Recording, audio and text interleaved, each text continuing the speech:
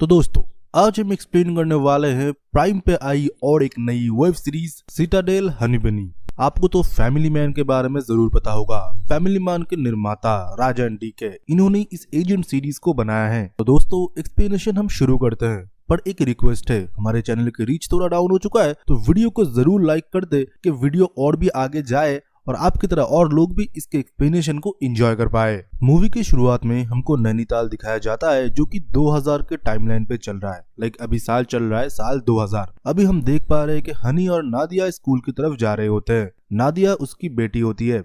नादिया को सुबह 6 बजे उठा दिया है और स्कूल 7 बजे है। तो अपने माँ के साथ वो थोड़ा आर्ग्यू कर रही है, थोड़ा फनी वे में, कि वो बड़ी होके स्कूल की प्रिंसिपल बनेगी। पहले तो ये सारे रूल वो चेंज करेगी। फिर हनी बोलती है कुछ दिन पहले तुम एक ट्रेन ड्राइवर बनने वाले थे। वो तब बोलती है ट्रेन ड्राइव तो कोई भी कर लेगा, पर स्कूल का प्रिंसिपल बन के मैं इन बच्चों को स्कूल से मुक्ति दूंगी और पूरा नींद लेने के लिए दूंगी। फिर हम देखते हैं कि वो स्कूल में उसको अंदर ले जाती है और छोड़ते टाइम 3 चीज पूछती है। हमेशा तुम अलर्ट रहोगे? उसकी बेटी बोलती है हाँ अलर्ट रहेंगे। किसी को बुली मत करने देना? हाँ किसी को बुली नहीं करने दूंगी। और सबसे पहला पंच तुम ही मारोगे। भाई कौन सी माँ ऐसे सिखाती है? ये पूरी एजेंट की ही लड़की है, ये हम तो समझ में आ चुका है अब तक। फिर हमको दिखाया जाता है हनी नैनीताल के एक छोटे से कैफे में काम कर रही होती है विवेक के साथ। विवेक उसका बिजनेस पार्टनर और एक अच्छा दोस्त भी होता है। हनी तब बोल रही होती है कि हमको इस बिजनेस को और एक्सपेंड करना पड़ेगा, बैंक से लोन को अप्रूव करना पड़ेगा। विवेक बोलता है सब कुछ हो जाएगा और तुम्हारे साथ पार्टनरशिप में बिजनेस करने से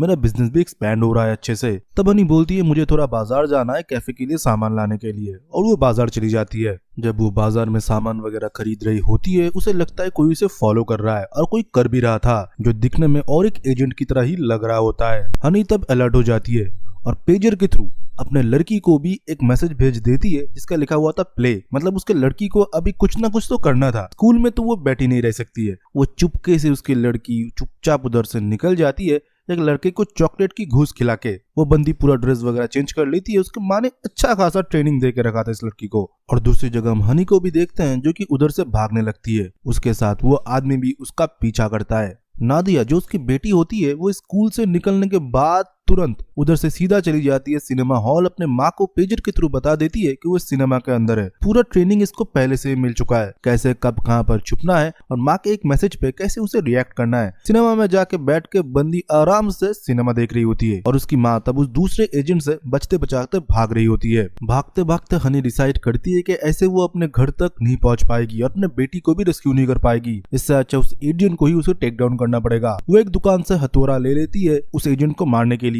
वो जब भी उस एजेंट को हथौड़ा लेके मारने के लिए जाता है पीछे से और एक आदमी आता है और उसी को पंच मार के बेहोश कर देता है। फिर हम देख पाते हैं कि हनी को किडनैप कर लिया गया है। वो 2 आदमी गाड़ी चला रहे होते हैं और डिक्की में हनी पड़ी हुई होती है घायल हालत में और वो बेहोश थी तब। फिर उधर से सीन शिफ्ट होता है और हमको दिखाया जाता है 1992 का बॉम्बे। फिलहाल तो ये सीरीज अभी 2 टाइमलाइन पे चल रहे हैं, एक 2000 के और एक 1992 के। तो 1992 में हम देखते हैं बनी को। बनी पेशे से एक स्टंटमैन है और बॉडी डबल भी। वो हीरो का एक्शन खुद ही कर लेता है। आपको पता भी है क्या कुछ होता है। वो बाइक लेके जाता है, भाई ढलान से उड़ा देता है और गोलियों से शूट कर देता है, फिर हार्नेस से झूल जाता है। उसको अच्छे से सब शाबाशी भी देते हैं कि तुम अच्छे परफॉर्मेंस कर रहे हो। फिर हमको दिखाया जाता है स्टंट वगैरह खत्म होने के बाद बनी अपने दोस्तों से मिलता है, लूडो, चौको और उसका और एक दोस्त। वो चारों मिल रहे होते हैं जहाँ पर से लूडो बोलता है कुछ इंपॉर्टेंट इन्फॉर्मेशन है, बात करना है। बनी बोलता है ये जगह सही नहीं है, मेरा ये शॉट खत्म हो जाए, थोड़ी देर बाद आके मिलते हैं। और दूसरी जगह हम हनी को देखते हैं जो कि तब फिल्म की ऑडिशन दे रही होती है। ये बंदी घर से भाग के आई है फिल्म के लिए बॉम्बे। ऑडिशन दे के हीरोइन बनेगी। बहुत ज्यादा धक्के खाए, हीरोइन तो नहीं बन पाई, अभी साइड रोल वगैरह के लिए ऑडिशन दे रही होती है। पर आपको आइकॉनिक सीन याद होगा, अभी हंसो, अभी सीरियस हो जाओ, अभी रो, ये वाला एक्सप्रेशन बहुत अच्छे से हनी दे रही होती है। शॉट वगैरह खत्म होने के बाद हनी के पास डायरेक्टर आता है और आने के बाद ही उसे बोलता है कि तुमको कॉम्प्रोमाइज करना पड़ेगा, ये रोल तो तुम्हारी एकदम पक्की मानो और आगे भी तुमको मैं बहुत अच्छे अच्छे रोल्स दूंगी। ये तो अभी भी चलता है। और हनी क्या करता है उसके साथ, उसके मेन जगह पे लात मार देती है। बाहर जाके हनी बहुत अपसेट हो चुकी थी, वो अकेली बैठी हुई होती है। तभी हम देखते हैं बनी उससे मिलने के लिए आता है, खाना और एक जूस लेके। आते ही पहले वो फनी वे में बोलता है कि एक डायरेक्टर को लात पड़ गई, वो भी एक ऑडिशन देने वाले लड़की से। थोड़ा मजाक बनाने की कोशिश करता है पर सिचुएशन वैसे थे नहीं। हनी बहुत अपसेट थी। वो बोल रही होती है मैं घर से भाग के इधर क्या कर रही हूँ, मैं इधर आई थी एक हीरोइन बनने के लिए, अभी तो मैं कहीं का नहीं रहा। तुम खुद बताओ बनी, मेरा एक्टिंग अच्छा नहीं है क्या? तब बनी बोलता है नहीं तुम्हारा एक्टिंग बहुत अच्छा है, किसी को तुम्हारा टैलेंट समझ में नहीं आ रहा। हनी तब ये भी बोलती है मेरे पास बिल्कुल पैसे नहीं है, 3 महीने से मैंने रूम रेंट नहीं दिया, कभी भी वो मेरे बुढ़िया बिस्तर करके बाहर फेंक सकते हैं, मैं कहाँ पर जाऊंगी क्या खाऊंगी ये भी मुझे नहीं पता। ये दोनों का रिलेशनशिप अभी भी फ्रेंड जोन में ही है, दोनों एक दूसरे को फ्रेंड ही मानते हैं। हनी की ऐसे हालत देख के बनी उसको एक ऑफर करता है, ये बोलते हुए तुम्हें क्या लगता है मैं क्या इस स्टंटबाजी से ही पैसे कमाता हूँ, मेरा दूसरा एक काम है जहाँ पर मुझे एक्टिंग ही करना पड़ता है, तुम चाहो तो कर सकते हो, तुमको बस 30 मिनट किसी के साथ बिताने होंगे। हनी तब बोलती है तुम मुझे किस लाइन पे ले जाने की कोशिश कर रहे हो। बनी बोलता है नहीं लाइन पे नहीं है, तुमको बस एक्टिंग करना है, उसके साथ तुमको कुछ करना नहीं है, स्क्रिप्ट तुमको हम दे देंगे। हनी फिर बोलती है ठीक है मैं सोच के बताऊंगी, पर उसको सोचना ही पड़ता है क्योंकि उसका हालत बहुत ही खराब हो चुकी थी। घर से बाहर उसका सामान आ चुका था, बारिश में भीग के वो एक हॉस्टल में जा चुकी थी, अकेले वो रो रही होती है। तो मनी मन उसने डिसीजन बना लिया था कि बनी के साथ वो सीक्रेट वो काम करेगी। फिर हमको दिखाया जाता है हनी और उसके वही दोस्त जो कि प्लान बना रहे हैं। डेविड डिसूजा जो कि एक बिजनेसमैन है, वो एक हाईटेक चीज की डील आज करने वाला है और वो होटल में रहेगा, कल सुबह वो निकल जाएगा लंदन के लिए, तो आज रात का ही हमारे पास टाइम है। लूडो बोलता है बहुत हाईटेक चीजों का हमको जुगाड़ करना पड़ेगा, जैसे तुम एक दूसरे के साथ बात कर पाओ वायरलेसली, क्योंकि 1992 में टेक इतना भी इवॉल्व नहीं हुआ था कि वायरलेसली किसी के साथ बात कर पाओ, डिवाइस वगैरह उतने एडवांस नहीं थे। लूडो इस पूरे टीम का टेक संभालता है और इस पूरे टीम में वो खुद को स्मार्ट समझता है क्योंकि डिवाइस के अलावा और टेक्नोलॉजी के अलावा कोई भी मिशन सक्सेसफुल नहीं हो सकता। और फिर से हम शिफ्ट हो जाते हैं 2000 में, जहाँ पर हम देखते हैं कि हनी को होश आ चुका था उस गाड़ी के अंदर। वो अपने बेटी को पेजर के थ्रू और एक मैसेज भेज देती है, जहाँ पर उसके बेटी को मैसेज मिलते ही वो सिनेमा हॉल के बाहर वाले शॉप में जाके कॉल लगाती है वही विवेक वाले अंकल को और बोलती है मैं सिनेमा में हूँ, मुझे पिक कर लो, हनी ने बोला है। अब फिर से हमको जाना पड़ेगा 1992 में और हम देखते हैं कि हनी मान गई थी। उसकी इस हालत के वजह से उसको मानना ही पड़ा। वो आके बनी को बोलती है मैं ये काम करूंगी तुम्हारे साथ। फिर हमको दिखाया जाता है डेविड डिसेना को। वो रिजॉर्ट में घुसने के साथ ही साथ उसका नजर पड़ता है हनी और उसके बॉयफ्रेंड के बीच लड़ाई हो रहा है, जो कि टोटली फेक था। हनी और बनी वायरलेसली एक दूसरे के साथ कनेक्टेड थे। अटेंशन सीख कर रही होती है हनी और रोती रहती है, बिलखती रहती है कि बॉयफ्रेंड अच्छे से उसे ट्रीट नहीं कर रहे हैं, अच्छे महंगे महंगे सामान नहीं दिला रहे हैं, जो भी होते हैं। और ये दिखने में भी सुंदर है तो बिजनेसमैन का मन भी उसके तरफ जाता है। बॉयफ्रेंड तो उधर से निकल जाता है, बट डेविड आ जाता है हनी की हेल्प करने के लिए। एक अबला नारी जो कि सुंदर हो, बॉयफ्रेंड के साथ अभी अभी ब्रेकअप हुआ हो, डेविड ऐसा मौका कैसे छोड़ दे, तो उसको एक ड्रिंक ऑफर कर देता है और हनी खुशी खुशी उसमें हामी भर देती है और दोनों चले जाते हैं ड्रिंक काउंटर पे। और तभी एक जो खाली टाइम मिलता है, वही टाइम में बनी और उसकी टीम को उसके कमरे में जाना था, वो कैसेट या ड्राइव लेना था और फिर होटल से बाहर जाना था। वो लोग फिर होटल के अंदर जाते हैं, रूम वगैरह के अंदर जाने के बाद इधर उधर वो चेक वगैरह करते हैं। एक लॉकर भी मिलता है जो कि सो कॉल्ड लूडो के हाईटेक गैजेट से ही ओपन होता है, पर उसके अंदर सिर्फ कैश थे और एक वॉच था। वो ड्राइव उनको नहीं मिलता है। वो लोग चुपचाप होटल से बाहर चले आते हैं और हनी को भी इशारा कर देते हैं कि तुम भी बाहर आ जाओ। वो लड़की इस आदमी को रूम तक ले जाने की बात भी कर रहा होता है और सडनली बोलता है ठीक है मैं भी जाता हूँ, बॉयफ्रेंड की याद आ रहा है। और उधर से वो निकल जाती है और जाते ही पूछती है काम हुआ ना? तब बनी बोलता है काम तो नहीं हुआ, शायद ड्राइव उसी के ही पास है, अभी तुम्हें चिंता करने की जरूरत नहीं है, तुम घर चली जाओ, हम लोग कैसे भी मैनेज कर लेंगे। हनी तब बोलती है कैसे मैनेज करोगे, कल सुबह तो वो लंदन के लिए निकल जाएगा, मैं वो ड्राइव लेके आ सकता हूँ। तब चाको बोलता है लड़की इतना इंसिस्ट कर रहे उसे जाने दे। बनी बोलता है तू नहीं समझ रहा, ये कोई ट्रेन एजेंट नहीं है, उसके रूम के बाहर हाई सिक्योरिटी है, अगर थोड़ी भी भनक लगी ना ये जिंदा नहीं बचेगी। फिर भी हनी बोलती है मैं लेके आऊंगी, उसको पता भी नहीं चलेगा। फिर से हम देखते हैं हनी लिफ्ट में जाके डेविड से टकराता है और ये बोलती है बॉयफ्रेंड को फिर से भूल चुका हूँ मैं। डेविड भी उसका सिग्नल समझ चुका था। हनी फिर रूम में जाती है और उसके ड्रिंक में कुछ तो मिला के उसको पहले बेहोश कर लेती है, पर वो बनी के साथ वायरलेस में था। बनी बोलता है 2 घंटे तक वैसे सोया रहेगा। हनी कैसे भी करके वो ड्राइव उसी के जैकेट से निकाल लेती है और जब वो बाहर जाने वाली होती है तभी मनो उसे होश आ जाता है और वो पूछ लेता है तुम ड्राइव लेके कहाँ जा रहे हो। और ये बात वायरलेस पे सुन लेता है बनी और बनी को पता चल चुका था कि हनी पकड़ी जा चुकी है। वो उसे छुड़ाने जाने वाला था, पर लूडो और चौको समझाते हैं कि तुम मत जा,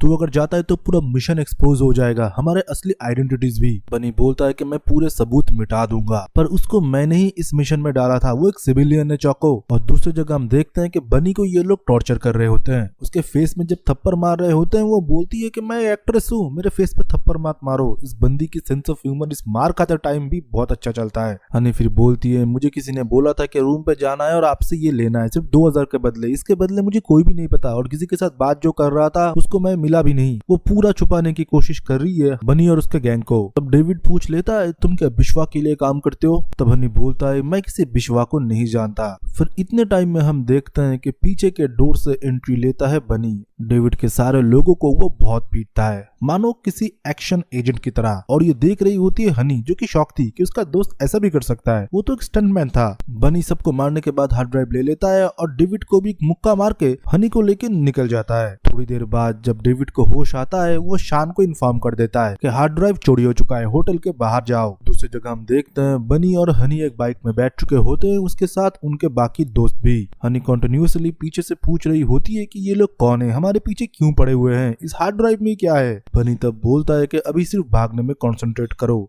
और दूसरी जगह हम देखते हैं कि इनके पीछे शान के लोग भी पड़ चुके होते हैं, वो भी बाइक लेके होते हैं और इन चारों को चेस कर रहे होते हैं। कैसे भी बचते बचाते ये लोग भाग रहे होते हैं, पर बनी जब गन निकालता है, हनी तब पीछे से शॉक हो जाती है कि वो किस जगह से निकल के किस जगह पहुंच चुकी है। रोड रेज के साथ ही साथ गोलियां भी चल रहे होते हैं। बनी का एक दोस्त उस फाइट में घायल हो जाता है और नीचे गिर जाता है और वो तीनों सक्सेसफुली भाग जाते हैं। पर आखिर में हम देखते हैं शान एक गोली चला देता है, जो गोली सीधा जाके हनी को लगती है। बनी कैसे भी उधर से हनी को रेस्क्यू करता है और उधर से निकलता है। ये सब कुछ होने के बाद हम देखते हैं अगले दिन शान जूनी से मिलने के लिए जाते हैं। जूनी बोलता है, ये सब कुछ किसने किया? बिश्वा के लोगों ने। शान तब बोलता है, प्रिटी श्योर, क्योंकि जितने भी एजेंट्स थे उन्होंने अपना फेस वगैरह कुछ भी नहीं दिखाया, बहुत आसानी से खुद को उन्होंने कवर किया। सिर्फ एक बंदा उनका टेक डाउन हुआ है और उनके बीच एक लड़की भी होती है। फिर हमको बनी को दिखाया जाता है, जो कि अपने बाबा से मिलने के लिए गया था। गुरु ही इन लोगों को इंस्ट्रक्शन देता है और बनी उसको बाबा करके बुलाता है। बाबा को जाके वो सब कुछ बताता है। बाबा बोलते हैं, मुझे पूरी बात की खबर है, तुमने एक सिविलियन को क्यों इस चीज में इन्वॉल्व किया? बनी बोलता है, उसे गोली लगाए बाबा, बट अब वो ठीक है, उसने अपना काम अच्छे से किया है, मुझे उस पर भरोसा है। बाबा फिर उसे समझाता है, भरोसा बेटा सिर्फ फैमिली पे करा जाता है, वो अभी भी हमारी फैमिली नहीं है। फिर हमको साउथर्न रोमानिया के बुकारेस्ट को दिखाया जाता है 2000 के टाइमलाइन पे, जहाँ पर हम बनी को देखते हैं जो कि एक नाइट क्लब में गिटार बजा रहा होता है, जहाँ पर वो फिर से अपना कोई टारगेट ढूंढ रहा होता है, जिसके साथ वो थोड़ा समय बिताने के बाद उसको फोन में एक मैसेज आता है। दूसरी जगह हम विवेक के घर में देखते हैं, जहाँ पर हम नादिया को भी देख पाते हैं। मतलब विवेक ने नादिया को पिक कर लिया था सिनेमा हॉल से। और दूसरी जगह हम हनी को भी देखते हैं, जिसको होश आ चुकी थी। वो गाड़ी के डिक्की से पहले सीट कवर के सीट को काटती है और उसके अंदर आ जाती है। फिर इन दोनों के साथ हाथापाई करती है और दोनों को ही टेक डाउन करती है। और अब एक्शन वगैरह सीन देखोगे आपको रियली लगेगा जेम्स बॉन्ड का मूवी चल रहा है। और दूसरी जगह हम विवेक के घर को देखते हैं, जहाँ पर केडी और उसके कुछ लोगों के साथ आए थे। केडी दरवाजा ठकठकाता है और विवेक निकलता है। विवेक से वो बोलता है कि हनी ने मुझे भेजा है उनकी बेटी को लेने के लिए। विवेक को थोड़ा शक होता है, वो बोलता है, हनी ने तुमको भेजा है उसकी बेटी माया को लेने के लिए? और केडी बोलता है, हाँ, माया को लेने के लिए हनी ने भेजा है। तो विवेक बोलता है, आप लोग कौन हो? उसका नाम तो माया नहीं है। केडी फिर पॉकेट से गन निकालता है और पॉइंट ब्लैंक पे उसे शूट कर देता है। फिर वो लोग घर में घुसते हैं और नाडिया को ढूंढने की कोशिश करते हैं। और दूसरी जगह हम बनी को देखते हैं, जो कि रोमानिया में होता है। उसको एक मैसेज मिला था, तो एक साइबर कैफे में जाके जब वो डेटा वगैरह चेक करता है, उसको पता चलता है कि उसकी एक बेटी भी है और हनी अब तक जिंदा है। वो लोग प्रॉब्लम में है और नैनीताल के किसी भी जगह पे वो हो सकते हैं। फिर हम देखते हैं कि जल्द से जल्द नैनीताल पहुंचता है और वो एक ऑर्फनेज के बाहर जाता है और दरवाजा तोड़ता है। इसी ऑर्फनेज में बनी पला भरा है। उसके बचपन के कुछ सीन हम देख पाते हैं। फिर से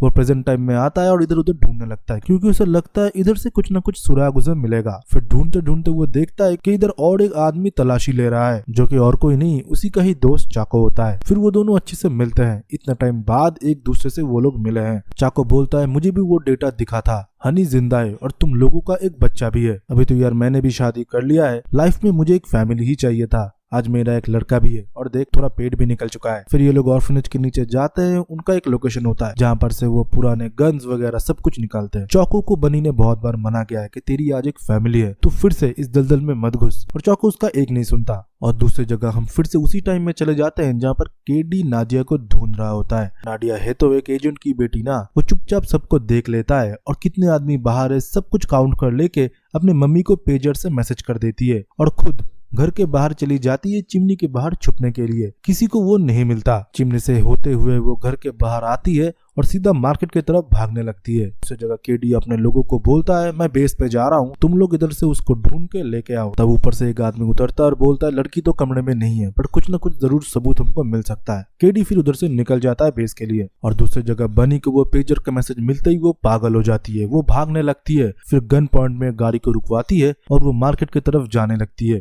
फिर से ये लोग पेजर के थ्रू कनेक्ट होते हैं और एक दूसरे से मिल जाते हैं। हनी के सांस में सांस आई अपने बेटी को देख के।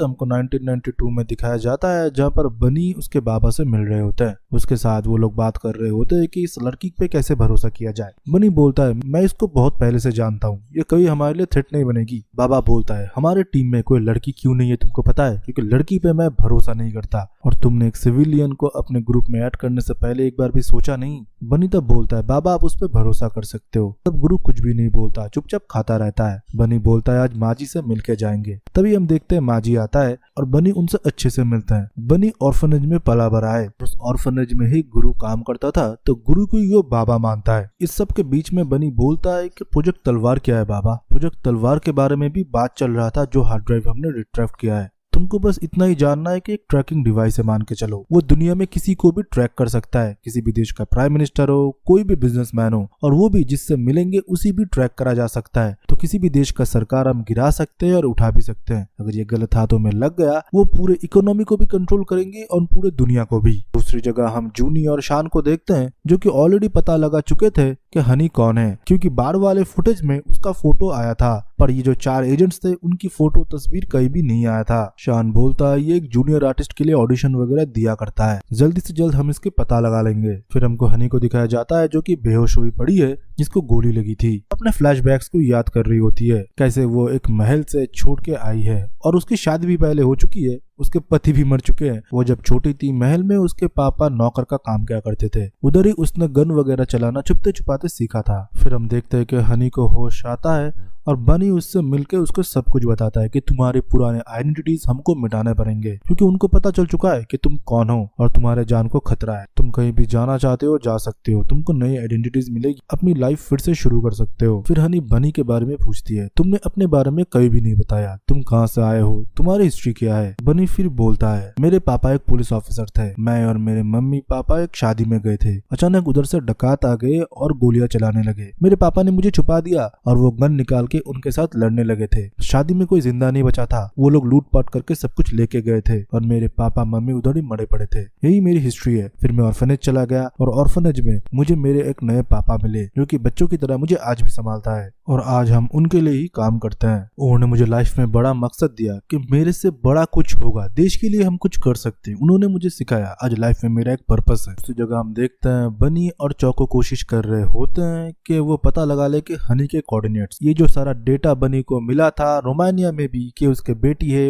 हनी अभी जिंदा है, वो कोई तो उसे भेज रहा होता है। उससे जब हनी का कोऑर्डिनेट्स फिर से बनी पूछता है, वो बोलता है अभी लोकेशन नॉट फाउंड है, घर में अभी सेफ्टी नहीं है। हनी फिर पूछता है कि सेफ हाउस किधर है नैनीताल में, तब वो नैनीताल के सेफ हाउस का पता बता देते हैं। बनी फिर वो सेफ हाउस चेक करने के लिए निकल जाता है और दूसरी जगह हनी को भी देखते हैं, जो कि अपनी बेटी को लेके वही सेफ हाउस में जा रही होती है। और फिर से हमको 1992 दिखाया जाता है, जहाँ पर हम देखते हैं कि हनी का आइडेंटिटी छुपाने के लिए एक घर में उसे रखा गया होता है और बनी उसका ख्याल रख रहा होता है। उसको सिनेमास पसंद थे, इसलिए सिनेमास के कैसेट वगैरह भी बनी टाइम टू टाइम लाया करता था। इन दोनों में भी धीरे धीरे नजदीकियां बढ़ने लगे थे और दोस्ती से वो लोग एक हद ऊपर चले गए थे। फिर अगले दिन सुबह हम हनी को देखते हैं, जो कि बनी को बोल रही होती है कि मुझे भी तुम्हारी तरह एजेंट बनना है, मैं अभी मेरी पुराने वाली जिंदगी में वापस नहीं जा सकती, मेरी आइडेंटिटी पूरी चेंज हो चुकी है, मैं मौत के मुंह से एक बार वापस भी आ गई, मुझे तुम्हारे तरह एजेंट बनना है। हनी पहले बहुत मना करता है, पर हनी के सामने वो बात मान लेता है और बोलता है मैं मेरे पापा से बात करके देखूंगा। फिर हम देखते हैं बनी जाता है पापा से बात करने के लिए और सारा पॉइंट रखता है कि कैसे पहली टाइम हमको हार्ड ड्राइव नहीं मिला था, दूसरे टाइम फिर से बनी रूम में गई, उसके जान को खतरा ये जानते हुए भी, और हार्ड ड्राइव वो सही सलामत लेके आई, उसको गन शॉट लगा, फिर भी वो एजेंट बनना चाहती है। बाबा उसे ट्रेनिंग मैं दूंगा, पूरे हैंड कॉम्बैट, पूरे मिशन के बारे में मैं उसे समझाऊंगा। उसके बाबा तब मान जाते हैं। तब हम देखते हैं कि हनी को ट्रेनिंग दिया जाता है, जो कि बनी दे रहा होता है। उसको हैंड कॉम्बैट के साथ साथ कम्युनिकेशन स्किल भी सिखाया जाता है और एजेंट क्या कुछ करता है। 1992 में जितने भी डिवाइसेस थे कैसे कुछ ऑपरेट होता है, कैसे वायरलेस ब्लूटूथ वगैरह लगाया जाता है, कैसे माइक से सुना जाता है, कैसे नजर वगैरह रखा जाता है, सब कुछ लूडो भी उसे सिखाने लगता है। दूसरी जगह हम देखते हैं जो हार्ड ड्राइव उस बिजनेसमैन से इन लोगों ने लिया था उसको बहुत बार प्रोसेस वगैरह करने के बाद बड़े पर्दे में लूडो चलाता है और उनके सामने बाबा और बाकी लोग भी खड़े हुए होते हैं। तब एक फोटो सामने आता है जो कि डॉक्टर रघु का होता है। बाबा देख के चौंक जाते हैं। तब लूडो बोलता है ये अमेरिका में रहते हैं और इनको लाने की इंडिया में बहुत लोगों ने कोशिश की, बाबा ने भी, पर जूनी शायद ये करके दिखाएगी। लूडो ये भी बोलता है यूएटिक करके बेंगलोर में इन्होंने एक कंपनी भी शुरू किया है जो कि दिखने में तो एक आईटी कंपनी लगता है पर पूरे सिक्योरिटी तैनात है इधर, और उस आईटी फर्म के अंदर एक सीक्रेट वर्क चल रहा है जो कि प्रोजेक्ट तलवार के ऊपर है। बाबा फिर बोलते हैं कि प्रोजेक्ट तलवार को हम सक्सेस नहीं होने दे सकते, किस स्टेज में है ये पता करो और उनके मूवमेंट्स को भी पता करो। और दूसरी जगह हम देखते हैं कि हनी को भी ट्रेनिंग मिल रहा होता है और धीरे धीरे अपनी ट्रेनिंग में वो शार्प होने लगती है। गन शॉट बोल लो, हैंड कॉम्बैट बोल लो, इसी के साथ कम्युनिकेशन में भी एजेंट पूरी तरीके से धीरे धीरे वो बनने लगी थी। हनी जब तैयार हो जाती है बनी उसको लेके जाते बाबा के सामने। बाबा फिर उसको अप्रूवल देते और बोलते हैं तुम भी आज से फैमिली के हिस्सा हो। लड़कियों पे मैं भरोसा नहीं करता इसलिए अब तक हमारे टीम में कोई लड़कियां नहीं थे। और बनी को भी तो वो बोल देते हैं अगर कुछ भी हुआ तो तुम्हें पता है ना तुम कहां से आए हो, उधर ही तुमको मैं रख के आऊंगा। तुमको प्रेजेंट टाइम में दिखाया जाता है उस सेफ हाउस के कोऑर्डिनेटर्स मिलते ही बनी और चाको उस जगह जाते हैं, पर उस जगह पहले से ही केडी की टीम मौजूद थे। उधर वो लोग चुपके से घुसते हैं और एक एक करके एनिमीज को डाउन करते हैं और कोशिश करते हैं कि हनी के लेटेस्ट लोकेशन पता करने के लिए। दूसरी जगह हनी के घर से उस एनिमीज को पता चल चुका था कि हनी अपना ही एक सेफ हाउस बना के रखी थी, अभी वो उस जगह ही है। तो वो सारे कोऑर्डिनेट्स अपने लोगों को भेज देता है हनी के करंट लोकेशन का। वो लोकेशन बनी और चाको को भी मिल जाता है दुश्मन के पेजर से। बनी तब बोलता है सबको ये लोकेशन भेजा गया, जरूर हनी उधर ही होगी। जब बनी और चाको उधर से निकलने ही वाले थे उधर केडी आ जाता है और केडी के साथ इन दोनों का घमासान फाइट होता है। केडी इन लोगों को पहले से ही जानता है। वो बोलने लगता है कि नाडिया और हनी को मैं जान से खत्म कर दूंगा। चाको तब बाहर और भी दुश्मनों से लड़ने लगता है और बनी और केडी में हैंड कॉम्बैट होता है। इन दोनों में घमासान लड़ाई होता है और बनी के ऊपर केडी भारी पड़ता है। बनी तब एक ग्रेनेड छोड़ के उधर से भाग जाता है। वो जल्द से जल्द अपनी बेटी और हनी के पास पहुंचना चाहता है। तो दूसरी जगह हम देखते हैं हनी अपनी बेटी के साथ सोई हुई होती है जिसके तरफ केडी के दुश्मन बढ़ रहे होते हैं। फिर हमको दिखाया जाता है अगले दिन सुबह जहाँ पर हम नादिया को देखते हैं जो कि अभी नींद से उठी हुई है। उसको विजन आ रहा है कैसे विवेक को उन लोगों ने मार दिया है और बाहर हम हनी को देख रहे होते हैं जो कि खुद को तैयार कर रही होती है आने वाले खतरे के लिए। वो अपने बेटी को बोलती है बी स्ट्रॉन्ग और रोना तुमको मना है, तुमको पता है, फिर भी तुम 2 मिनट रो सकते हो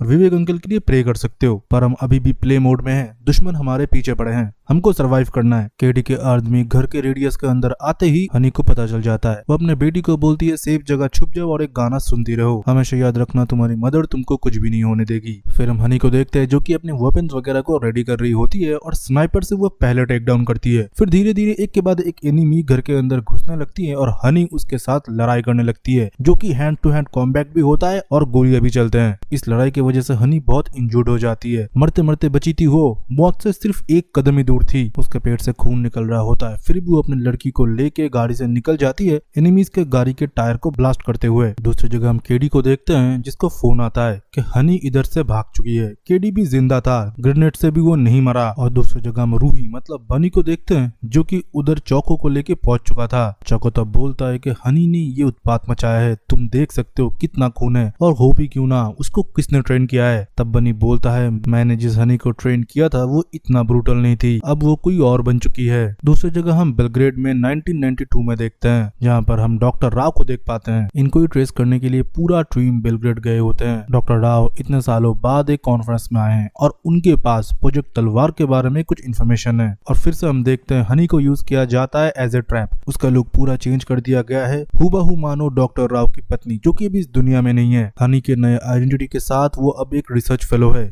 जो कि अटेंड करने गई है एक इंटरव्यू जो कि डॉक्टर राव इतने साल बाद दे रहे हैं। वैसे ही वो प्रिटेंड कर रही होती है, पर डॉक्टर राव का नजर हनी को देख के अटक जाता है क्योंकि हनी के लुक्स मानो उसके पत्नी की तरह थी। हनी उनसे फर्स्ट मिलने के लिए जाती है और बोलती है आई एम ग्लैड कि आपका इंटरव्यू मैं अटेंड कर पाई, और छोटे मोटे तारीफ वगैरह करके एक चम्मच गिराने के बहाने से उनके कोट पे एक बग लगा देती है। से डॉक्टर राव जो भी बात करेंगे लूडो और पूरी टीम वैन से सब कुछ सुन पाएंगे। फिर प्रेजेंट टाइम में हम देख पाते हैं अपनी बेटी को लेके हनी निकल चुकी थी जो कि सीरियस इंजर्ड थी। वो गाड़ी भी ढंग से चला नहीं पा रही थी, खून निकल रहा था, पर हॉस्पिटल वो जा नहीं सकती। वो अपनी बेटी को बोलती है किसी भी हालत में कार से बाहर नहीं निकलना, मैं थोड़ा रेस्ट करके फिर से गाड़ी चलाऊंगी। पर बेटी कहाँ सुनने वाली थी। वो गाड़ी से निकलती है, अपनी माँ के लिए वो मेडिसिन वगैरह लेने के लिए शॉप में चली जाती है। दूसरी जगह हनी के सेफ हाउस से जो बैग वगैरह मिला था उसमें से राही को उसके बेटी का फोटो भी मिलता है। वो अपने बेटी की फोटो को देख के भावुक हो पड़ता है कि इतने सालों से पता ही नहीं कि हनी और उसकी बेटी भी जिंदा है। फिर से हमको 1992 दिखाया जाता है जहाँ पर हम बिल गेट्स में देखते हैं कि डॉक्टर राव मिलते हैं जूनी और शान से, और मिलने के बाद बोलते हैं कि अपने स्पाई मेरे इर्द गिर्द से हटा लो,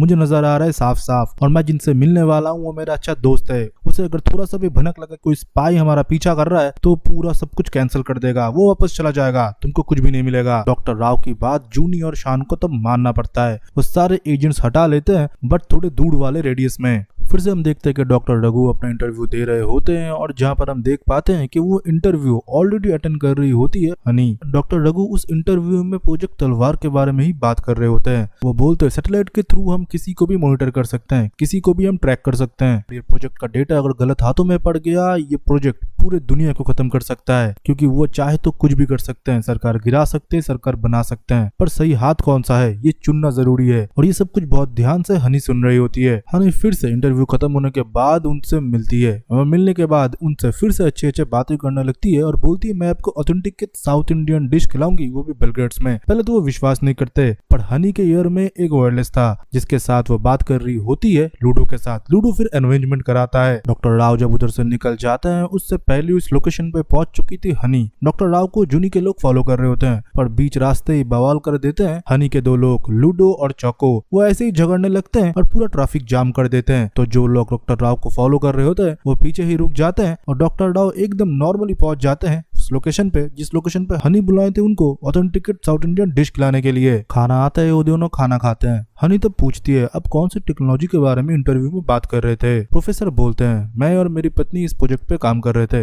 हम दोनों का बिलीफ था कि सैटेलाइट मॉनिटरिंग टेक्नोलॉजी से हम दुनिया बदल सकते हैं, हम ऐसा एक दुनिया बना सकते हैं जहाँ पर क्राइम रेट ना के बराबर हो, और उस प्रोजेक्ट के ऊपर दुनिया भर के एजेंसीज का नजर है, तो उस प्रोजेक्ट को बचाना पड़ेगा। जब ये सब कुछ बात कर रहे होते हैं हनी का मानो सर चकरा रहा था, उसको सब कुछ धुंधले दिखने लगे थे। अचानक से वो बेहोश हो जाती है। तब दूसरी जगह प्रेजेंट टाइम में देखते हैं हनी को जब कट लगा होता है उसकी बेटी उसके लिए दवाई लेने के लिए गई थी। जब वो वापस आती है उसकी माँ उसे बहुत डांटती है। डांटने के बाद गाड़ी लेके वो दूसरी जगह जाते हैं थोड़ी देर रुकने के लिए। फिर से हम 1992 में चलते हैं जहाँ पर हम देखते हैं बाबा मतलब गुरु, उनके साथ तब केडीबी होता है। केडीबी मतलब पहले बाबा के लिए ही काम किया करता था। केडी को बाबा सबसे इंट्रोड्यूस कराते हैं और बोलते हैं तुम भी इस टीम में काम करोगे, बनी इस टीम का लीडर है, वो सब कुछ लीड करेगा, तुम बानी को बस फॉलो करोगे। राही को भी वो बोलता है कि बेटा ये तुम्हारे तरह ही है, बहुत शार्प। केडी तब बोलता है कि शार्प बोलने से मुझे ये याद आया तुम्हारी टीम में और एक लड़की भी थी ना, अब तक तो आ जाना चाहिए था, अभी 3:30 बजने वाले हैं, 12 बजे वो गई थी, 2 बजे तक आ जाना चाहिए। बनी तब बोलता है मेरे एजेंट पे मुझे पूरा भरोसा है, वो अपना काम ही कर रही होगी, और तुमको बोला है ना कि मेरे नीचे काम करोगे मतलब तुम मुझे फॉलो करोगे, तो मैं जितना बोलूं उतना ही तुम करो, कुछ ना ज्यादा कुछ ना कम। फिर से हमको प्रेजेंट टाइम में दिखाया जाता है जहाँ पर हम चौको और बनी को देखते हैं जो कि सीधा लूडो को कॉल करते हैं, बट वे प्रोटोकॉल के खिलाफ है, बट ये अब इमरजेंसी है।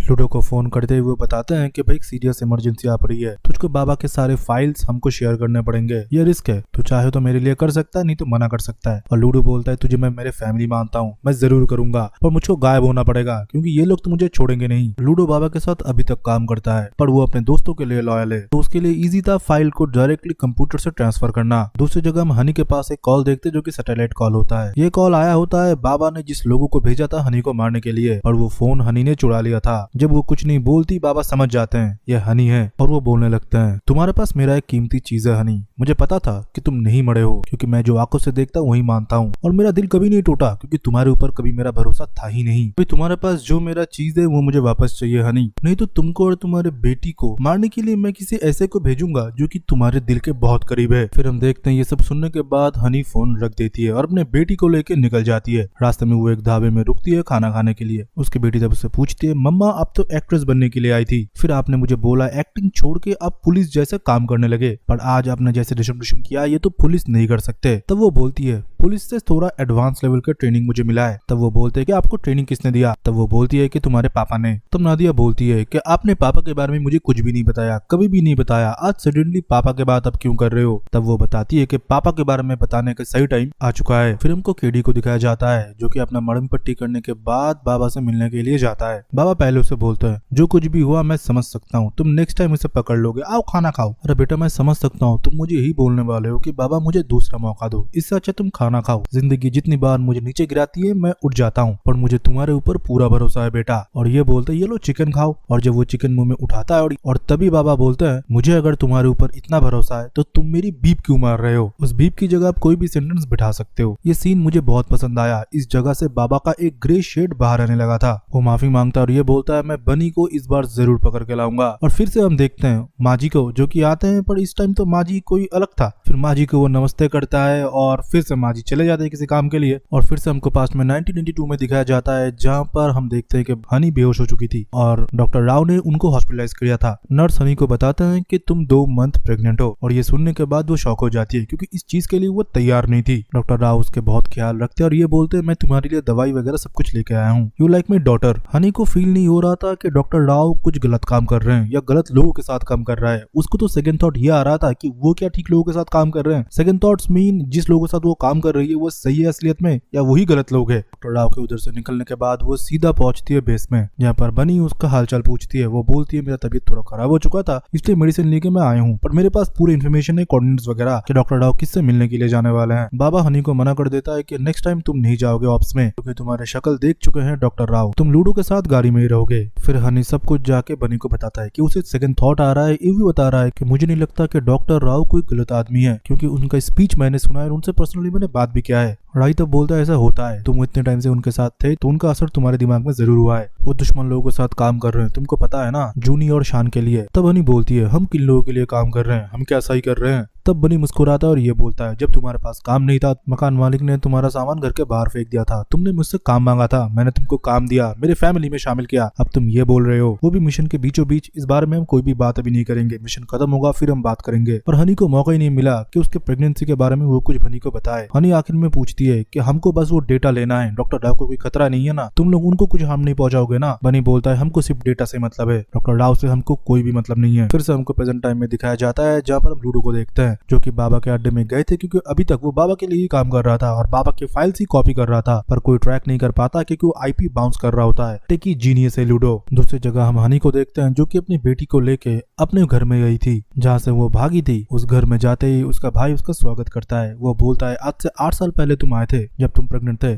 और आज अब आए हो, अब कौन सा खतरा पड़ा है? हनी बोलती है ना मेरा बच्चा होने वाला है अब, ना मैं जख्मी हूँ, कुछ दिनों तक रहूंगी फिर चली जाऊंगी। दूसरी जगह हम देखते हैं हनी लूडो चौको एक साथ मिल चुके थे लूडो के अड्डे पे जो कि चोर बाजार से लिए हुए सामानों से पूरा हाईटेक बन चुका था। फिर हमको 1992 का सीन दिखाया जाता है जहाँ पर हम डॉक्टर रघु को देखने वाले हैं। हनी के दिए गए कोऑर्डिनेट से आज वो किसी के साथ मिलेंगे, कुछ टेक उनसे लेंगे और जूनी और शान को वो सौंप देंगे। जूनी और शान के एजेंट भी तैनात थे पर थोड़ा बड़े रिंग के रेडियस में। उसी जगह हम हनी चौको को भी देखते हैं, उसके साथ केडी भी होता है जो कि नजर गड़ाए बैठे हुए थे डॉक्टर रघु पे। उनको भी वो टेक चाहिए और गाड़ी के अंदर लूडो और हनी बैठे हुए होते हैं, वो मॉनिटर कर रहे थे। फिर हम देखते हैं डॉक्टर रघु उस साइंटिस्ट से मिलता है और वो साइंटिस्ट उनको सौंपता है एक शान का कैसेट जो कि शान मूवी का होता है और उसी के अंदर होता है अरमाडा जो कि हाईटेक डिवाइस होता है जिससे पूरा सैटेलाइट ट्रैकिंग होता है। ये भी वन ऑफ द साइंटिस्ट होता है जो कि डॉक्टर रघु के साथ इस प्रोजेक्ट पे काम कर रहा होता है। डॉक्टर रघु बाहर निकलते ही एक प्रोटोकॉल फॉलो किया जाता है जो कि जूनी बोलती है कि वो जब तक होटल में नहीं पहुंचे उनके पास कोई नहीं जाएगा। वो लोग भी उनको फॉलो कर रहे होते हैं और इसी के साथ बनी भी होता है। बनी उधर चलने वाले प्रोटेस्टर का बोर्ड भी पकड़ लेता है और जैकेट डाल के डॉक्टर के पीछे गन तान देता है और ये बोलता है चुपचाप चलो मेरे पास गन है और सीधा लेके जाता है मेट्रो स्टेशन। और जूनी के लोग भी तब तैनात हो जाते हैं, बनी के पीछे वो भी भागते हैं। पर ये प्लान में नहीं था। बनी के सारे लोग बोल रहे थे कि तुम ये क्या कर रहे हो। जब कुछ प्लान के हिसाब से नहीं हो रहा था हनी वैन से उतर जाती है और वो भी डॉक्टर के पीछे भागती है और रास्ते में शान को दिख जाती है हनी। वो हनी के पीछे पीछे जाता है, पर हनी उसको नॉकडाउन कर देता है, उसके पैरों में एक गोली चला देता है। और दूसरी जगह हम देखते हैं हनी डॉक्टर को ले जाके ट्रेन से दूसरे मेट्रो स्टेशन में लेके चला जाता है और डॉक्टर से वो चिप ले लेता है, मतलब अरमाडा। और लेने के बाद डॉक्टर को वो छोड़ देता है। छोड़ के जब वो बाहर निकलने वाला होता है तब केडी बोलता है, तुमने पूरा काम खत्म किया ना? हनी बोलता है, हाँ मैंने काम खत्म कर दिया, मेरे पास अरमाडा है। तब हम देखते हैं कि लाइन पे बाबा भी होते हैं। वो बोलते हैं कि डॉक्टर जिंदा है अभी। हनी बोलता है, उनसे हमको कोई खतरा नहीं। तब बाबा बोलते हैं, प्रोटोकॉल किया था, उनको खत्म करो। हनी तब बाबा को ना नहीं कर पाता।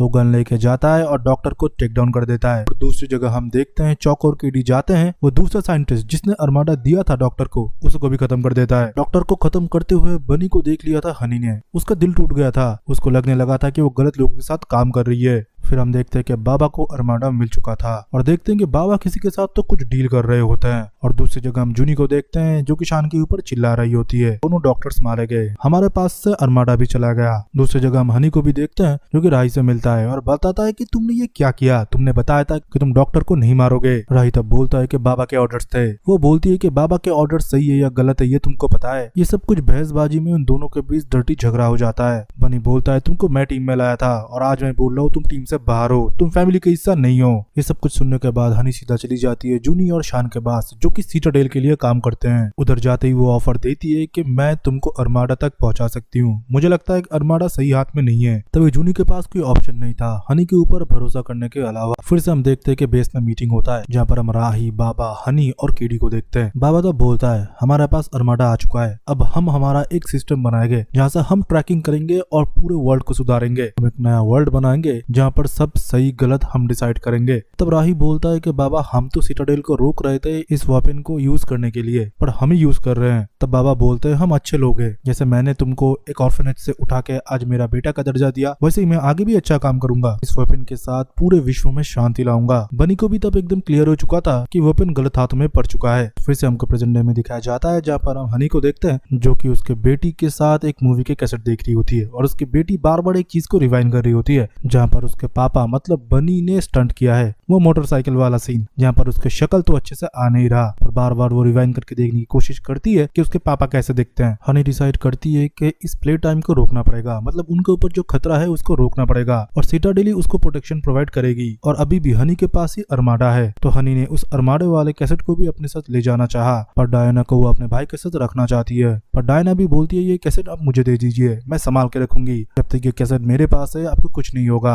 भाई ये एजेंट की बेटी है, सोच देख रहे हो आप। और दूसरी जगह हम लूडो को देखते हैं जो कि चेक कर रहा होता है बाबा के डेटाबेस से। बाबा के डेटाबेस से मिलता है सिटाडेल के एक नंबर से वो हमेशा बात करते हैं और जब भी इस नंबर से बातचीत होता है कोई ना कोई हलचल जरूर होता है। लूडो बोलता है, सिटाडेल के डिस्पैच सेंटर से हमको पूरा कोऑर्डिनेट्स मिल सकता है कि हनी किसके साथ सिटाडेल में कांटेक्ट करेगा और ये कॉल बाबा के पास कैसे ट्रांसफर हो रहे हैं। फिर वो लोग सिटाडेल के डिस्पैच सेंटर में पहुंचते हैं जो कि बहुत ही खुफिया होता है। हनी बोलता है, हम लोग डायरेक्ट हमला करेंगे, ज्यादातर टेकीज लोग होंगे, पहले तो उनको बेहोश करेंगे और वो लोग एक्शन मोड पर लग जाते हैं। पहले तो वो स्प्रे गन फेंकते हैं, पूरा घर धुआं धुआं हो जाता है, लोग तो उधर बेहोश हो जाते हैं। फिर वो लोग जाते हैं, उन लोगों को बांधने के बाद लूडो चेक करता है डेटाबेस पर थोड़े थोड़े टाइम में कुछ लोगों को होश आ रहा था, उनको चौका संभालता है। फिर हम देखते हैं कि हनी कांटेक्ट करता है, वो और किसी को नहीं, वो कांटेक्ट करता है शान को और ये बोलता है कि मुझे प्रोटेक्शन चाहिए और तुम लोगों को जो चाहिए वो मेरे पास है, अरमाडा अभी भी वो है। फिर से हमको 1992 का सीन दिखाया जाता है जहाँ पर ये लोग देश छोड़ने वाले थे। बाबा के पास था अरमाडा और उस गाड़ी में हनी बनी दोनों ही थे। गाड़ी में बैठते ही हनी ने ट्रक का लोकेशन ऑन कर दिया था, जिससे सिटाडेल के लोगों को पता चल चुका था कि एग्जैक्ट कौन से वाले गाड़ी में अरमाडा है और उसी के साथ शान को भी। उन लोगों की कॉनवॉय एक तरफ से जा रहा होता है, सब कुछ सही चल रहा था, पर अचानक से रास्ते के बीचों बीच सेम दिखने वाला कॉनवॉय और हो जाता है जो कि और किसी का नहीं सिटाडेल का होता है और फिर फायरिंग शुरू होता है एक दूसरे को चेजिंग करने की। धीरे धीरे बाबा के सारे गाड़ी ब्लॉक हो चुके थे। केडी और हनी कोशिश कर रहे थे बाबा को कैसे भी सेफली इधर से लेके चले जाए। फिर शान उन लोगों को ब्लॉक कर लेता है और पूरा घिराव बना लेता है। इस बीच बाबा को हनी के ऊपर शक हो जाता है पर बहुत देर हो चुका था। बनी पीछे से दरवाजे से निकल जाता है अरमाडा को लेते हुए और बाबा जब हनी के ऊपर गोली चलाने के लिए जाता है तब बनी उसे रोक देता है। बाबा फिर बनी को बहुत थप्पड़ मारता है और ये बोलते हुए, मैंने तुझे पहले ही मना किया था, अपना परिवार बसाना चाहता है, ये तेरा परिवार नहीं है, तूने आज क्या किया तुझे भी पता नहीं, मेरे आंखों के सामने से चला जाने तो मैं तुझे भी मार दूंगा। फिर बाबा का गाड़ी ब्लास्ट होता है पर बनी उनको बचा लेता है। बनी अभी भी बाबा से बहुत प्यार करता है। बाबा को बचा लेने के बाद वो जाता है सीधा हनी के पीछे और हनी के ऊपर गन तान देता है, ये बोलते हुए ये तुम क्या कर रहे हो, बाबा का भरोसा मैं नहीं तोड़ सकता। तब हनी बोलता है तुम जो करने वाले हो उसके तुम्हारा दिल साथ दे रहा है, तुम जिसके लिए काम कर रहे हो वो सही लोग नहीं है बनी, ये तुम्हें भी पता है। अगर तुम्हें गोली चलाना है चला दो, मेरे ऊपर और हमारे बच्चे के ऊपर। हनी फिर उधर से चुपचाप चली जाती है। गाड़ी वो स्टार्ट करती है पर उसके पीछे केडी था, वो उस गाड़ी को शूट करके ब्लास्ट कर देता है और हनी फिर केडी के ऊपर गोली चला देता है और केडी सीधा सीढ़ियों से नीचे गिर जाता है। फिर हम बाबा को देखते हैं जिसको कि अरेस्ट कर लिया जाता है सिटाडोल के द्वारा। फिर हम देखते हैं कि बाबा से मिलने के लिए आती है जूनी और बोलती है तुम्हारी हिम्मत की मैं दाद देती हूँ, पहले तुम सिटाडेल के लिए काम करते थे, तुमने सिटाडेल के बॉस को मार डाला, मेरे पति को तुमने मार डाला जो कि खुद सिटाडेल के लिए पहले काम करता था। उसने सिटाडेल छोड़ने के बाद खुद का एक एजेंसी खोल दिया और अब वो अरमाडा के साथ पूरी दुनिया में दहशत मचाएगा, ऐसा मैं होने नहीं दूंगा। अरमाडा किधर है? तो वो बोलते हैं कि अरमाडा तो मेरे पास भी नहीं है, वो डिस्ट्रॉय हो चुकी है। तो जगह हम हनी को देखते हैं जो कि शान को बोली थी प्रोटेक्शन के लिए। शान ने उसको कोऑर्डिनेट्स भी भेजा पर जब हनी कोऑर्डिनेट्स पे जाती है उसे और कोई नहीं, उसे मिलता है बनी, वो भी गन्स के साथ। तो लगता है कि बनी उसको मारने के लिए आया है पर ऐसा नहीं था। बनी के साथ उसका हाथापाई होता है पर बनी आखिर में उसे समझाता है सिटाडेल में एक मॉल है, तुम जो इधर आए हो उन लोगों को पता चल चुका है, तुम्हारे ऊपर कोई भी हमला हो सकता है। और आखिर में राही के ऊपर हनी भरोसा करती है और उसके साथ जाती है। फिर वो लोग पहुंचते हैं फिर इन लोगों के अड्डे में जहाँ पर लूडो और चौको भी पहले से थे। उन लोगों से मिलने के बाद वो फिर से एक्सेस डेटा ट्राई करते हैं। ये खबर किसके पास जा रहा है कि हनी ने सिटाडेल से मदद मांगी है और एक नंबर पे ये खबर जाता है और नंबर से जब डेटा निकालने की कोशिश करते हैं और वो नंबर जिस किसी का भी है वो देखने के बाद ये सारे लोग शॉक हो जाते हैं। फोटोज वगैरह देखने के बाद वो अपना प्लान बनाते हैं और दूसरी जगह हम देखते हैं कि हनी और राही झगड़ रहे होते हैं। राही बोलता है मुझे 8 साल में लगने लगा था कि तुम मर चुके हो पर कभी कभी ऐसा एहसास होता था कि तुम सही हो, तुमको मैंने ट्रेन किया है, तुम ऐसे मर नहीं सकते, तुम इतने सालों से क्यों छुपे रहे। तब हनी बोलती है तुम्हारा पूरा दुनिया तुम्हारे बाबा थे, मैं तुम्हारे ऊपर ट्रस्ट नहीं कर सकती थी। राही फिर बोलता है मैं तुमसे बहुत प्यार करता हूँ, मेरे फैमिली से, अगर मैं बाबा के हर एक ऑर्डर को मानता तो उस दिन मेरी गोली नहीं चूकती, तुमको मैं गोली मार देता, तुम मेरे लिए मैटर करते हो हनी। जब मैं छोटा था सही गलत समझाने वाला कोई नहीं था, ऑर्फनेज से उठा के उन्होंने मुझे सब कुछ ट्रेनिंग दिया, उनके साथ काम करने दिया, मुझे लगने लगा था कि वो मेरे अपने हैं, सही गलत भूल चुका था, वफादारी होती ऐसी चीज है, पर मैंने मेरे परिवार को चुना है, मैंने तुम्हें चुना है। फिर उन दोनों अपने बेटी के बारे में बात करते हैं जहाँ पर हानि बोलती है वो बड़ी होकर एजेंट बनना चाहती है। वो बोलती है मुझे पापा की तरह बनना है, जैसे पापा ने आपको सिखाया आप मुझे सिखाओगे। उसको 4 लैंग्वेज आते हैं, कराटे वगैरह भी अच्छे से कर लेती है। अब उसका नया शौक है कि वो गन चलाना सीखेगी, मैंने अगर नहीं सिखाया वो खुद सीख लेगी। फिर से हमको सिटाडेल के जेल दिखाया जाता है पर इस बार 1999 का, जहाँ पर हम बाबा को देखते हैं जो कि जूनी के सामने होता है और बोलता है मैं मेरा मकसद नहीं भूला, मेरी भाई की प्रॉमिस मैं रख रहा हूँ, हम दोनों का एक सपना था, हमारा खुद का एजेंसी। और लोग बोलते हैं कि मैंने मेरे भाई को मारा है। जूनी मैंने मेरे भाई को नहीं मारा, वो मारा जा चुका था, बट सब ब्लेम आया मेरे ऊपर जो कि सिटाडेल ने डाला था, मैं मेरी बेगुनाही प्रूव भी नहीं कर सका। हम तीनों एक परिवार थे, हम लोग बेस्ट एजेंट्स थे, तुम्हें लगता है मैं मारूंगा उसको? भले वो तुम्हारा पति हो पर उससे पहले वो मेरा भाई था, उसका जो सपना है वो मैं पूरा करूंगा, भले इसके लिए तुम मुझे ट्रेटर बोलो या कुछ भी, मैं वो पूरा करके रहूंगा। इधर हम जूनी को देखते हैं जो कि थोड़ा नरम पड़ रही होती है। अब आप समझ पा रहे हो कौन कोऑर्डिनेट्स लीक कर रहा था कि हनी जिंदा है, मतलब जूनी इसके साथ मिल चुका है, क्योंकि कुछ दिनों बाद ये भी जेल से छूट जाता है और ये फिर से एक्टिव हो जाता है अपनी टीम के साथ। फिर हम हनी को देखते हैं जो कि शान से मिलती है और उसे सब कुछ बता देती है और प्रूफ भी दे देती है कि जूनी मिला हुआ है बाबा के साथ। फिर से प्रेजेंट डे में हम बाबा को देखते हैं जो कि अब एक अनाथालय में है और फिर से एक बच्चे को वही ब्रेन वॉश कर रहा होता है, देश के लिए लड़ो, एक बड़े मकसद के लिए लड़ो वगैरह वगैरह। तब उधर पहुंच जाता है हनी और बोलता है अब फिर से वो टेक्निक आजमा रहे हो जो कभी फेल नहीं होता,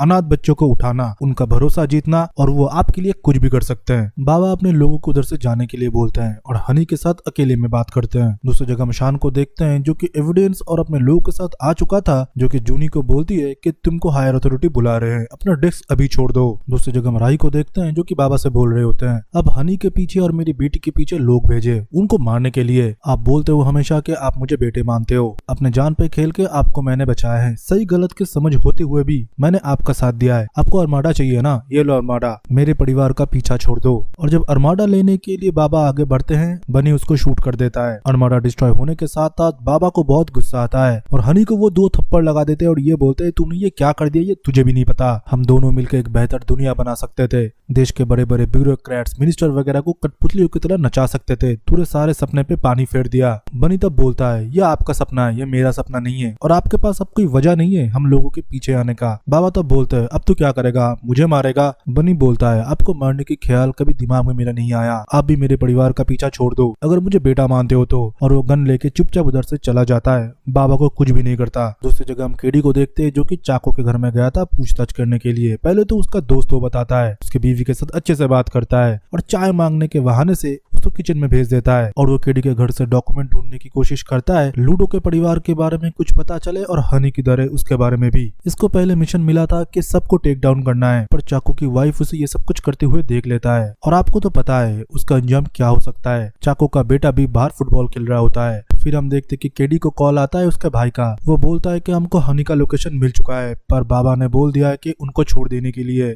तब केडी बोलता है कि बाबा कमजोर पड़ चुके हैं, मुझको इंडिविजुअल डिसीजन लेना है, मैं उन लोगों को नहीं छोड़ूंगा, तुझको अगर साथ देना है तो आ सकता है। तो उसका भाई बोलता है ठीक है मैं तुम्हारा साथ दूंगा और हम चलेंगे हनी के लोकेशन पे। पहले केडी और उसके लोग जाते हैं लूडो के अड्डे पे, पर लूडो ने सब कुछ डिस्ट्रॉय कर दिया था और उसने बनी को भी मैसेज भेज दिया था कि ये लोग एक्टिव हो चुके हैं, तुम्हारे पीछे ये लोग आने वाले हैं। हनी और बनी को पूरा मैसेज मिल चुका होता है। ये दोनों पहले तो अपने बेटी से मिलते हैं। पहले तो हनी बताती है कि यही तुम्हारे पापा है राही और मैं उसे प्यार से बनी बुलाती हूँ। बनी बोलती है कि अभी भी प्ले टाइम चल रहा होता है। बनी तब अपने बच्चे को गले लगाते हुए बोलता है कि बेटा आज सारा प्ले टाइम हम खत्म कर देंगे, इसके बाद तुम्हें डरने की कोई जरूरत नहीं है। एक पापा की कमी हमेशा इस बच्ची को महसूस होती थी। उसने इससे पहले किसी को हग नहीं किया था, आज उसके पापा को उसने हग किया। ये देख के हनी भी थोड़ा भावुक हो चुकी थी। फिर हम देखते कि केडी को कोऑर्डिनेट्स मिल चुके थे कि हनी अब किधर है। वो अपने टीम को लेके पहुंच जाते उधर। दूसरी जगह हनी ने नाडिया को उसके भाई के साथ छोड़ा था और ये दोनों निकल जाते एक्शन करने के लिए। घमासान फाइट होता है, ऐसे गन चलते हैं कि आप लोग सोच भी नहीं सकते।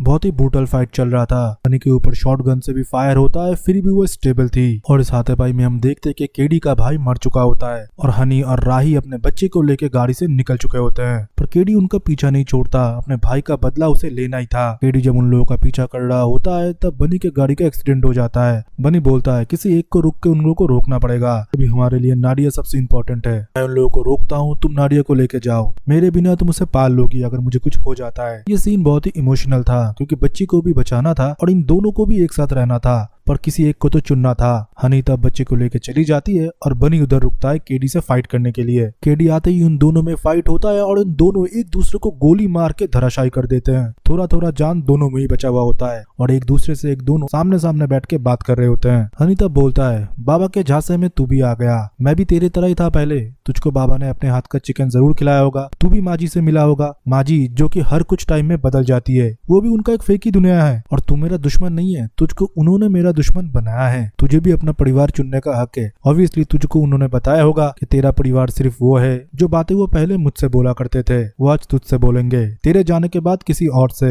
हम लोग सिर्फ उनके लिए एक मोहर है, एक जाएगा तो कोई और आएगा। सही गलत का फर्क तुझे भी पता है केडी, मुझे मेरे परिवार के साथ जाना है। केडी को भी तब रियलाइजेशन होता है कि जो कुछ पैटर्न उसके साथ हो रहा है ये सब कुछ पहले बनी के साथ हो चुका है। फिर केडी के वॉकी टॉकी में आता है कि 10 मिनट में हम बैकअप भेज रहे हैं। वो बनी से बोलता है तेरे पास 10 मिनट है, अपने परिवार के पास लौट जा। बनी तब बोलता है 10 मिनट में तो मैं उन तक नहीं पहुंच पाऊंगा, पर इनको जरूर रोक पाऊंगा कि मेरे परिवार दूर भाग पाए। फिर हम देखते वो आइकॉनिक सीन जहाँ पर कैमरा पूरा रोल ऑन हो रहा है और बनी के हाथ में गन होता है और सामने से कॉनबॉय आ रहा है उसको खत्म करने के लिए। और दूसरी जगह हम नाडिया को देखते हैं जो कि अपने पापा के लिए प्रे कर रहे हैं कि वो जिंदा बच जाए और उनके पास लौट आए। इसी के साथ सीटाडेल हनी बनी का एक्सप्लेनेशन खत्म होता है सारे एपिसोड का। अगर आपको वीडियो पसंद आता है तो वीडियो को जरूर लाइक करे गाइस, चैनल का रीच थोड़ा डाउन चल रहा है और चैनल को सब्सक्राइब कर दीजिए, अच्छा सा कमेंट जरूर करिए। रुकिए आप लोग जाइएगा मत, आप लोगों के लिए एक फ्री मूवी वाउचर या कोई भी OTT प्लेटफॉर्म का 1 महीने का सब्सक्रिप्शन टोटली फ्री हम लोग दे रहे हैं। वो आपको मिलेगा एक छोटा सा टास्क करने की वजह से। आप लोगों के लिए हमारा और एक फ्री सर्विस है, तो वो क्या है, एक वीडियो प्ले होगा अभी, उसको थोड़ा देख लीजिए। अगर आप ऑनलाइन शॉपिंग करते हो फ्लिपकार्ट, अमेजॉन, मिंत्रा में, तो आपको पता होगा कि लिमिटेड टाइम के लिए प्रोडक्ट के प्राइस डाउन हो जाते हैं, तो तभी हम हमारे ग्रुप में उस प्रोडक्ट की डील डाल देते हैं, आप लोग खरीद लेते हो। तो पिन कमेंट के पहले लिंक से हमारे ग्रुप में ज्वाइन हो जाइए, जो कि टोटली फ्री है। आप खरीदेंगे फ्लिपकार्ट, अमेजॉन, मिंत्रा से, पर कब प्राइस डाउन जा रहा है वो हम आपको बताएंगे। देख लिया, अच्छे से समझ लिया कि आप लोगों का क्या बेनिफिट होने वाला है, तो ग्रुप में ज्वाइन होइए और इस वीडियो के कमेंट सेक्शन में अपना ओपिनियन दीजिए एक्सप्लेनेशन से रिलेटेड, और उसी के साथ ये भी लिखिए कि आपको हमारा शॉपिंग ग्रुप कैसा लगा। बस इतना ही काम है। नेक्स्ट वीडियो जब हम अपलोड करेंगे, हम रैंडम एक कमेंट पिक करेंगे उसको हम ईमेल के थ्रू कांटेक्ट करेंगे एंड गिफ्ट वाउचर या OTT सब्सक्रिप्शन पहुंचा देंगे। सो इतना ही था। तो चलिए नेक्स्ट मिलते हैं ऐसे एक बेहतरीन वीडियो के साथ। तब तक के लिए बाय बाय एंड सी या।